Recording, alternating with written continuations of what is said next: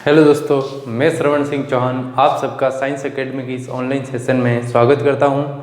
हम त्रिकोणमिति के अनुप्रयोग से जुड़े हुए सवालों को हल कर रहे हैं। आज मैंने प्रश्न नंबर 7 लिया है।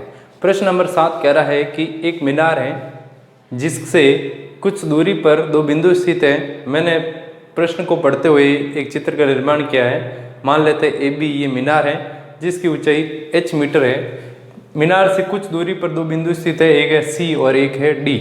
दोनों उन्नयन कोण बना रहे, एक 60 और दूसरा 30 डिग्री का। दोनों बिंदुओं की दूरी क्रमशः दी हुई है, एक दैर्घ्य A और दूसरी दैर्घ्य B। अभी इस प्रश्न के लिए ये दोनों अज्ञात संख्या हैं।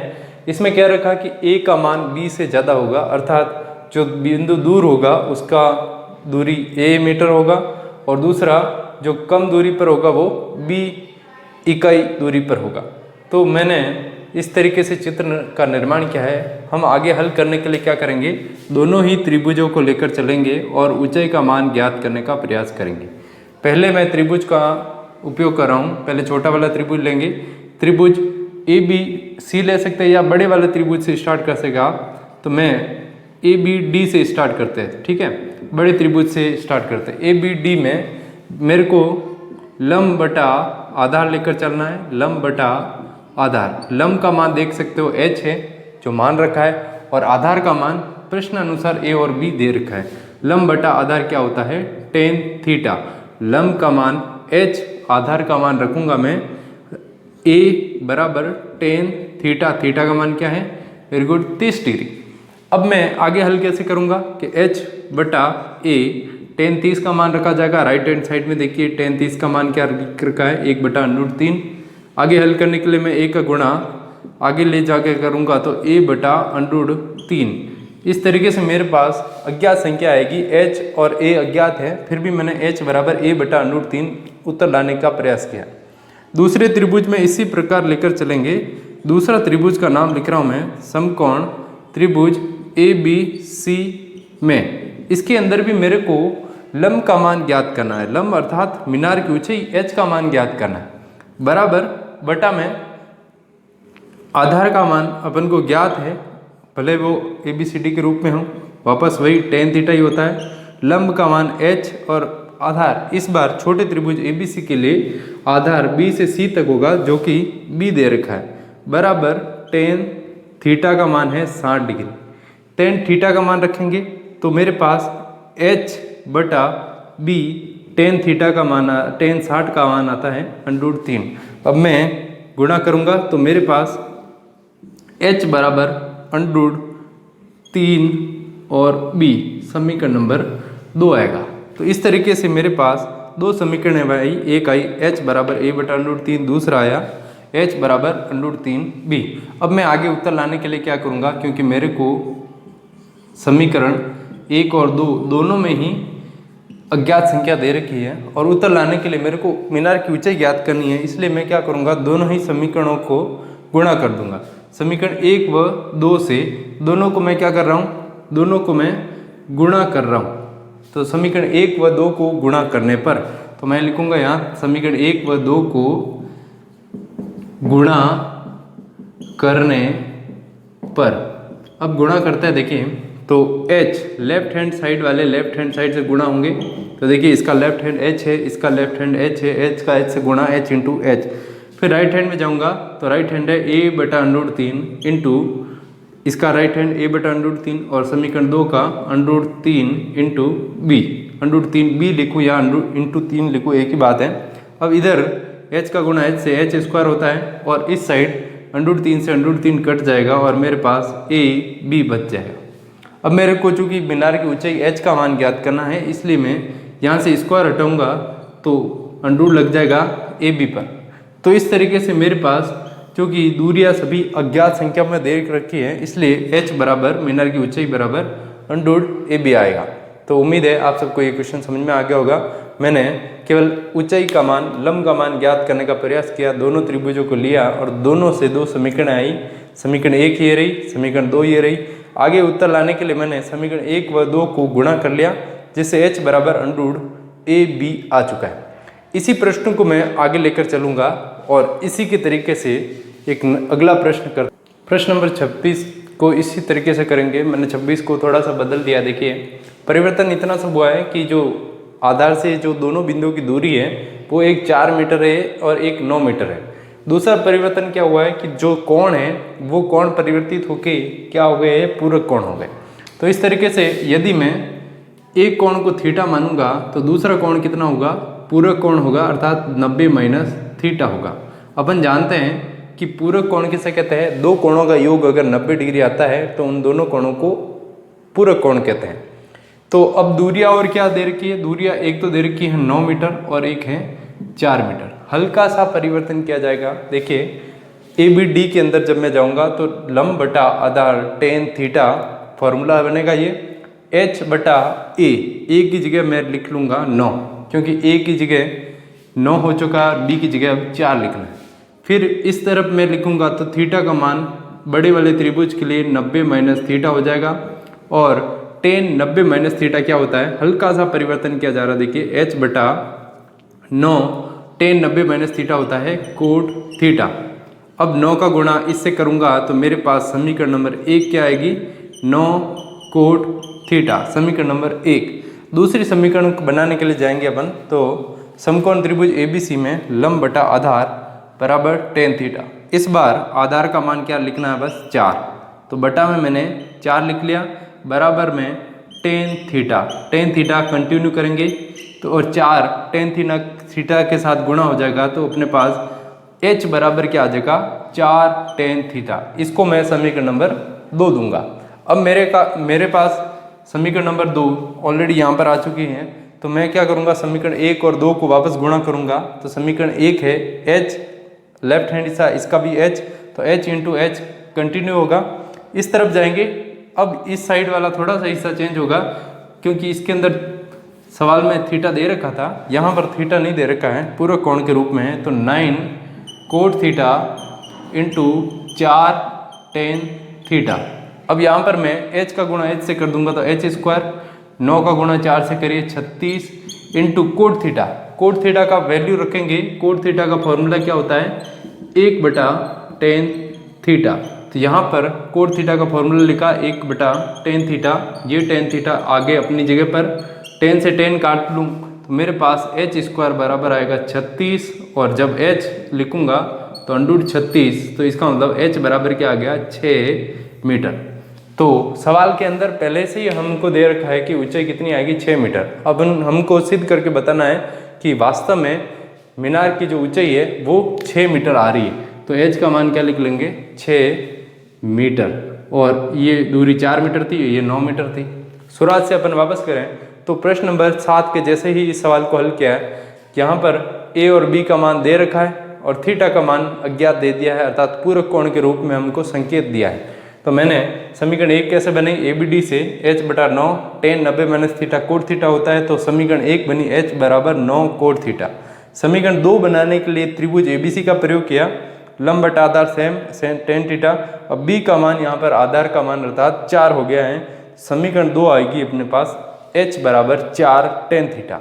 समीकरण 1 और 2 आने के बाद मैंने दोनों को गुणा किया, और जब मेरे पास h का गुणा h से h स्क्वायर, 9 का 4 से किया 36, और कोट थीटा का लाल कक्का से फॉर्मूला लिखा, कोट थीटा का 1 बटा 10 होता है, 10 से 10 कैंसिल हो गया तो 36 कंटिन्यू करेंगे। h स्क्वायर बराबर 36, तो अंडरूट हटाने पर, स्क्वायर हटाने पर अंडरूट लग जाता है, अंडरूट हटाएंगे तो स्क्वायर वापस लग जाता है। अंडरूट 36 का मान क्या होता है, 6, मतलब कि 6 का गुणा 6 से कहे तो 36 वापस आ जाता है। उम्मीद है आपको क्वेश्चन समझ में आ गया होगा, दोनों एक दूसरे से रिलेटेड। अगले प्रश्न पर चलते हैं, प्रश्न नंबर 8। प्रश्न नंबर 8 क्या कह रहा है कि एक 8 मीटर ऊंचा एक स्तंभ है, जो स्तंभ इस प्रकार है, और एक मीनार है, दोनों आमने सामने खड़े हैं। तो जनरल नॉलेज से अपन बता सकते हैं कि मीनार की ऊंचाई ज़्यादा होगी और स्तंभ की ऊंचाई कम होगी। तो ये मीनार AC शो कर रहा है, ये मीनार है, और DE ये स्तंभ है अपना। स्तंभ की ऊंचाई है 25 मीटर, और जब अपन 25 मीटर कह रहे हैं तो स्तंभ अर्थात इस स्तंभ से मीनार के शिखर का उन्नयन कोण और मीनार के पैरों से जो उन्नयन अवनमन कोण बनेगा वो समान होगा। अर्थात अपन ने जो कोण माना है वो थीटा माना है, उन्नयन कोण थीटा माना है, इसलिए अवनमन कोण भी कितना बनेगा, थीटा। यहाँ पर बात यह है कि शिखर किसका लिया जा रहा है, हमेशा स्तंभ के शिखर से ही कोण मापा जा रहा है। स्तंभ के शिखर से मीनार का उन्नयन कोण और स्तंभ के शिखर से ही मीनार के पाद का अवनमन कोण समान है, अर्थात पैरों का। यहाँ पर इनको अपन थीटा मान रहे हैं कोण को। अब अपने पास आयत बन चुका है, इसलिए ये 25 है तो ये भी 25 होगा। बाकी जो ऊंचाई बची हुई है ए बी, उसको मैंने h मीटर ले लिया।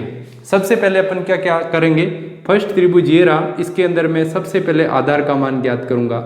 जब आधार का मान आ जाएगा तो वो ही आधार आयत की आमने सामने की भुजाएं बराबर होती है। इस नियम से मैं इस आधार को इस आधार के बराबर मान लूंगा। यदि मेरे पास ये 25 मीटर आया तो ये आधार भी कितना हो जाएगा, 25 मीटर। जब मेरे पास ये आधार 25 हो जाएगा तो मैं ऊपर वाले त्रिभुज सेकंड में जाऊंगा और उसके लंब का मान ज्ञात हो जाएगा। लंब का मान जैसे h है, h का मान जैसे 25 मीटर आ गया, तो फिर मैं मीनार की ऊंचाई कैसे ज्ञात करूंगा, इस 25 और इस 25 को जोड़ दूंगा तो मेरे पास 50 मीटर आ जाएगा। तो इस तरीके से मैं इस प्रश्न को हल करूंगा। तो सबसे पहले अपन करते हैं कि इसका आधार ज्ञात करते हैं। तो आधार CD का मान ज्ञात करने के लिए मैं समकोण त्रिभुज ले रहा हूँ।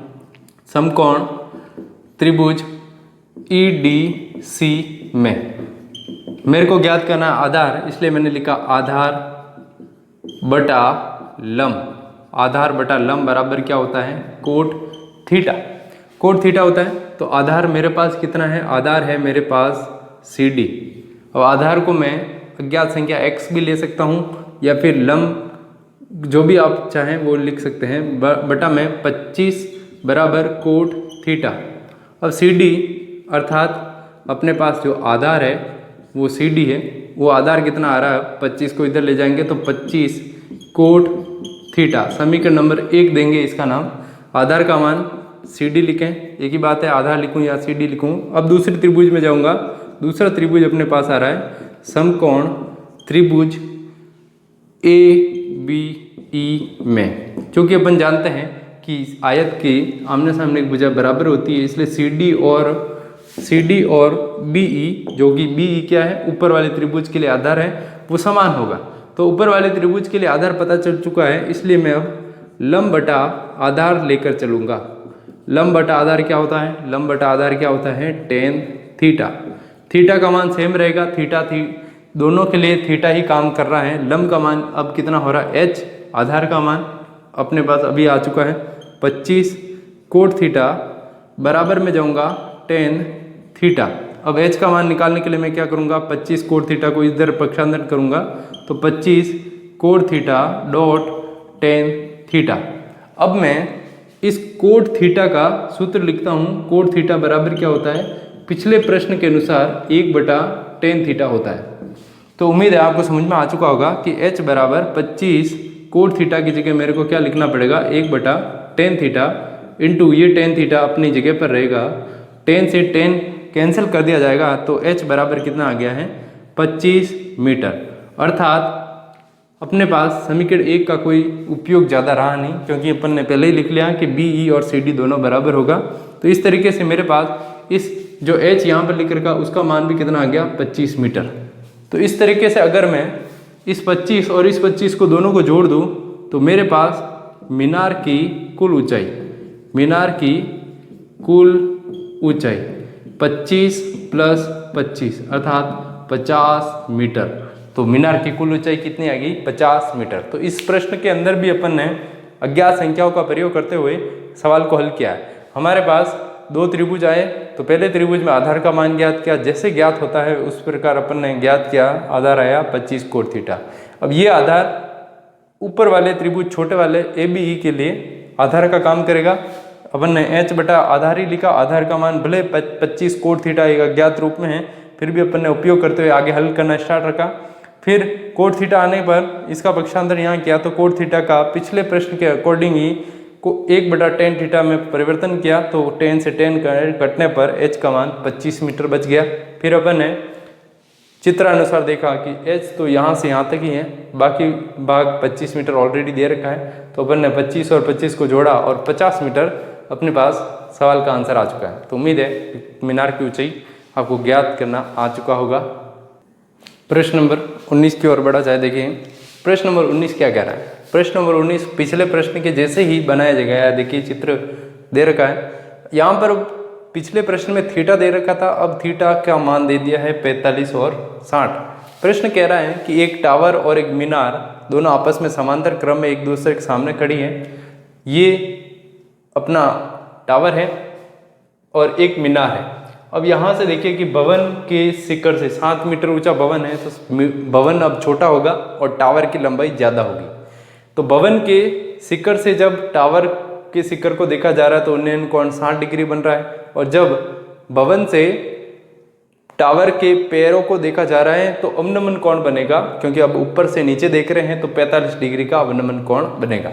पिछले प्रश्न के अनुसार ये लंब दे रखा है। पहले त्रिभुज में जाएंगे, आधार का मान ज्ञात किया जाएगा, और जो आधार आएगा ऊपर वाले त्रिभुज के लिए वो सेम टू सेम आधार का काम करेगा। यहाँ पर 7 मीटर है, आयत की समांतर आमने सामने की भुजाओं के नियम से 7 है तो ये भी 7, बाकी ऊंचाई को मैंने h मीटर ले लिया है। तो अपन सबसे पहले प्रथम त्रिभुज में आधार ज्ञात करेंगे, वही आधार ऊपर वाले त्रिभुज के लिए आधार का काम करेगा। फिर अपन ऊपर वाले त्रिभुज में लंब का मान ज्ञात कर लेंगे। जैसे ऊपर वाले में लंब का मान अगर 7 आ गया तो मैं 7 और 7 को जोड़ के टोटल ऊंचाई 14 मीटर लिख लूँगा। तो स्टार्ट करते हैं। तो पहला त्रिभुज ले रहे हैं हम समकोण त्रिभुज त्रिभुज EDC में मेरे को ज्ञात क्या करना है, आधार। तो मैंने लिखा आधार और लंब क्या पता है, लंब अपन को ज्ञात है, इसलिए आधार बटा लंब बराबर क्या होता है, कोट थीटा होता है। तो आधार बटा लंब, आधार का मान ज्ञात करना है और लंब का मान अपन को ज्ञात है बटा 7 बटा बराबर लिखा कोट थीटा का मान है 45 डिग्री। कोट 45 का मान कितना होता है, जितना tan 45 का राइट हैंड साइड में लिख रखा है वही मान कोट 45 का होता है। तो 7 का गुणा अब मैं 1 से कर दूंगा तो मेरे पास आधार बराबर आएगा 7 मीटर। आधार का मतलब आधार का नाम है अपने पास CD, और हम जानते हैं कि समांतर आयत के आमने सामने की जगह बराबर होती हैं, इसलिए EB ये भी 7 मीटर ही होगा। तो EB का मान भी 7 मीटर ही हो जाएगा। अब ये 7 मीटर जो है ऊपर वाले त्रिभुज के लिए फिर वापस आधार का काम करेगा, तो ये 7 मीटर दोनों के लिए 7 मीटर आ चुका है। अब मैं समकोण त्रिभुज दूसरे पे चलता हूँ, समकोण त्रिभुज ABE में। इसके अंदर मैं जाऊँगा तो अब मेरे को लंब का मान ज्ञात करना है। तो लंब बटा आधार जाऊँगा, तो लंब बटा आधार बराबर क्या होता है, tan थीटा। अब लंब का मान h है, आधार का मान मेरे को 7 पता चल चुका है और थीटा का मान मेरे को 60 डिग्री दे रखा है।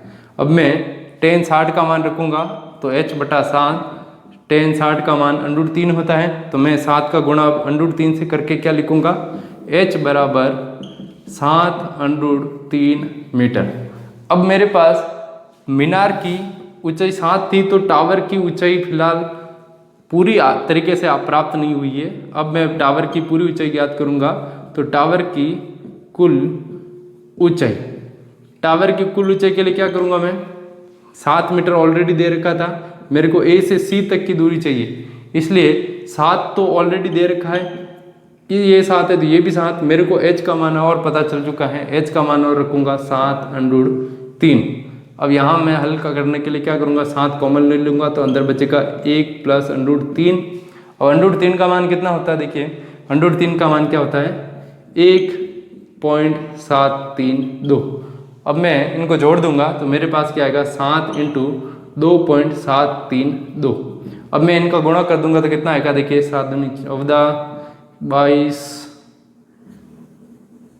19.124 मीटर। उम्मीद है क्वेश्चन आपको समझ में आ चुका होगा। पिछले प्रश्न के जैसे ही इसको सवाल को हल किया है। पहले त्रिभुज में सबसे पहले क्या किया, आधार ज्ञात किया, फिर ऊपर वाले त्रिभुज में ये आधार जो है वही काम ऊपर वाले के लिए करेगा, आधार का काम 7 मीटर। फिर मैंने समकोण त्रिभुज AB जो सेकंड त्रिभुज है उसके अंदर अपन ने लंब का मान ज्ञात किया जो कितना है 7√3।